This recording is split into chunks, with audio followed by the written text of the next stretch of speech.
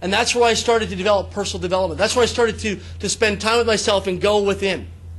And this is a place that has a lot of memories. Today I go back and I stay there with, you know, I'm in a relationship now, but I used to have a girlfriend. We'd go back and she'd say, oh, this is so cool. You know, this is like a weekend getaway. It's like a romantic place out in the jungle in the forest of British Columbia, Canada. And to me, that was my home. That's where I lived. That was my full-time residence. And then what happened was, in 1995, I started traveling around the world as one of the top corporate trainers. Nobody ever knew me publicly. And I would go in and train all the major corporations. I started volunteering my time, public speaking, just because I was on purpose and passion. In 2007, in January 2007, I was challenged by a group of business entrepreneurs because the movie The Secret came out and people thought it was hokey and fluffy and we're going to drink the Kool-Aid and all that kind of stuff. So I said there's certain things that when you apply them consistently in your life, by taking massive consistent action, you'll produce specific and measurable results. And so what happened was I told the group of 103 people, a little small group, I said I'm going to manifest within 365 days because it's specific and it's measurable, right? I'll manifest a multi-million-dollar mansion somewhere on planet Earth and someone will give it to me and I'll live it up for 1 year for free. And I had a lot of people blogging about me and slamming about me. My immediate family wanted to admit me to the psychiatric ward, true story, right? I had people that were repelled by me. Well, what happened was things go through 3 stages. First of all, it's ridiculed, then it's opposed, and then it's served as self-evident. There's a $6 million mansion in Vancouver, Canada. I live in this home. It's on 53 private acres on farmland. Behind the mansion is its own private lake. On the left is the master bedroom, 837 square feet, I think it was. Nice little place. And this place was owned by a family in Asia who had multiple homes around the world. It was just part of the portfolio. They're a billionaire family, and they had multiple homes. This one was only worth $6 million for them. And in 15 years, they only slept in it 5 nights. The rest of the time it was vacant. That was it. 5 nights in 15 years. And I actually met a guy named Mark Hurtubise through meetup.com in Vancouver who introduced me to some people who ended up putting me in this house. And I lived in that mansion. And what happened was at the time I got a lot of publicity because the movie The Secret was going around. A lot of the critics and skeptics were saying, oh, it's repackaged crap and all that stuff. And what it was they said, show me somebody who's tangible. And I had 9.5 months later been virtualizing that on a vision board. And in fact, over 10 years ago, I took a picture with an old camera of that mansion. It's on a very busy street. It's actually 10 minutes from the Vancouver International Airport, 10, 20 minutes of traffic. It's right near the Olympic Games sites and all that stuff where they were just recently. So I manifested that. So what happened was it changed a lot of things. And so tonight I'm going to teach you really how to transform your obstacles into cash flow. I want to share with you right now that your biggest challenges, adversities, setbacks, failures can be monetized and turned into opportunities. So your biggest screw-ups, failures, can be turned into opportunities. If I told you 50 years ago, would you buy chicken in a cardboard box? You'd think it's a ridiculous idea. If I told you we're going to fly packages overnight, you'd think it would be a really stupid idea, wouldn't you? I want you to take a look for a moment. Some of you may have seen this before. I do work with FedEx. I'm not here to endorse them or promote them. I just use this as an example. I want you to look at the FedEx logo for a moment. Some of you may or may not have seen this. Those of you who haven't, play along. I want you to look at the FedEx logo, and I want you to see if you can see the arrow in the FedEx logo. Can anybody not see the arrow in the FedEx logo? Who can see the arrow? Raise your hand.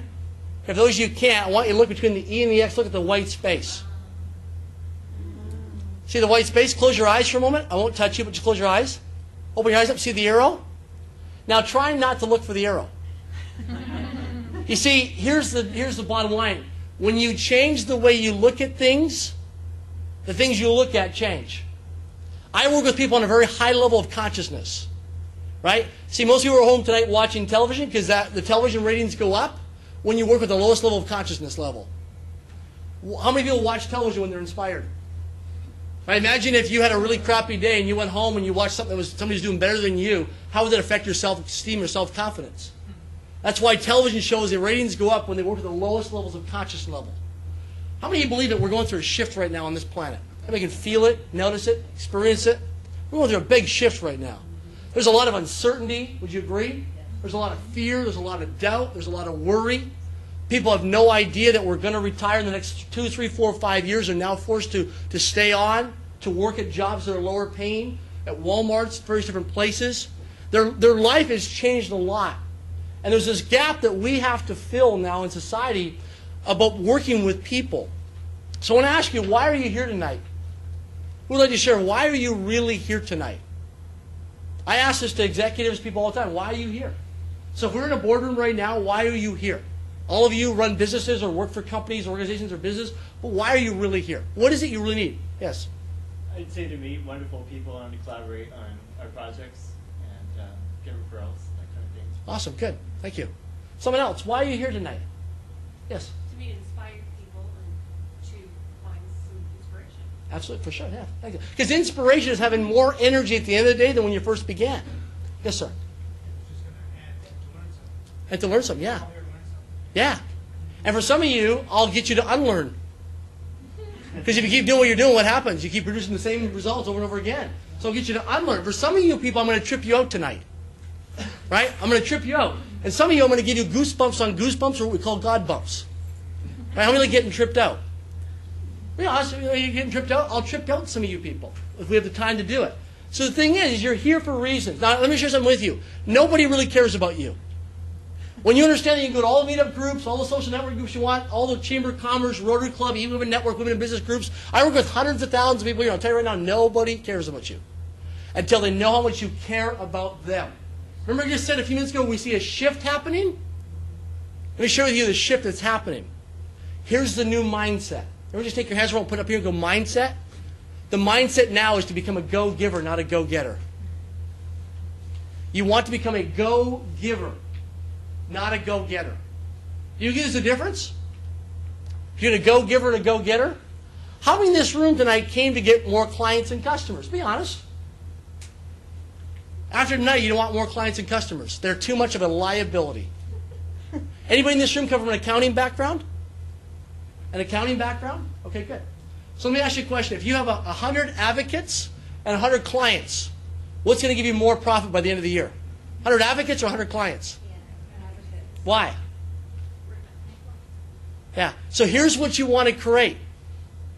You don't want clients or customers. You want to create advocates. You want to write this down. You want to create advocates, supporters.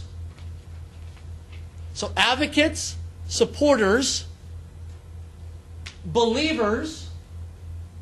So advocates, supporters, believers, followers, and raving fans. Imagine if you left tonight with just advocates, supporters, believers, followers, raving fans. What would that do in the next 30, 60, 90 days to your business? Would something double or triple your business? Would it increase your cash flow? Would it increase your productivity, your production? Sure. So now what you're looking for is you're looking to create advocates. So let me ask you a question. How can you create an advocate in your business? What are some things you could do? Some specific steps you can do to create an advocate? Help them. Yeah. So, but how, what does help mean specifically? How can I help them specifically? Give them ideas. Solve problems, give them ideas, yeah. Be a resource, sure. Give them a referral, sure, absolutely. Here's the thing. When you walk into an event, anytime you're in a public space, when you walk in, you either make the room brighter or you dim the room.